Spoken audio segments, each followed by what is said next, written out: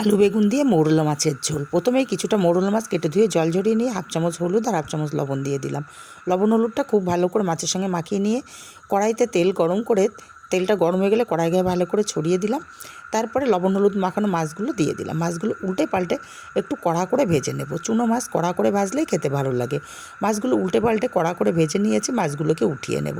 মাছগুলো উঠিয়ে নিয়ে ওই তেলের মধ্যে লম্বা করে কেটে রাখা বেগুন দিলাম, সামান্য একটু হলুদ দিয়ে বেগুনগুলোকে নাড়াচাড়া করে বেশ লাল করে ভেজে নিয়েছি।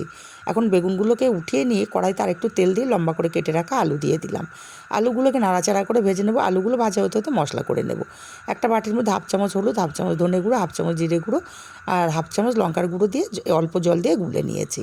এদিকে আলুগুলো বেশ লাল লাল করে ভাজা হয়ে গেছে। আলুগুলোকে তেল ঝরিয়ে উঠিয়ে নেব।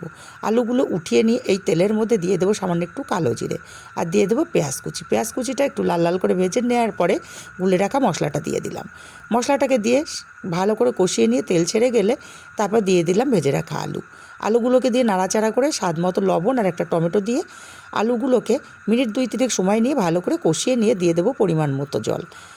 ভালো করে নাড়াচাড়া করে মিশিয়ে দিয়ে ঝোলটা ফুটে উঠলে ভেজে রাখা বেগুনগুলো দিয়ে আবারও নাড়াচাড়া করে দিয়ে আরও 2 মিনিট ফুটিয়ে নিয়ে ভেজে রাখা মাছগুলো দিয়ে নাড়াচাড়া করে আরও 5 মিনিট ফুটিয়ে নেব। 5 মিনিট ফুটিয়ে নেওয়ার পরে এখানে দিয়ে দেবো বেশ কিছুটা ধনেপাতা কুচি।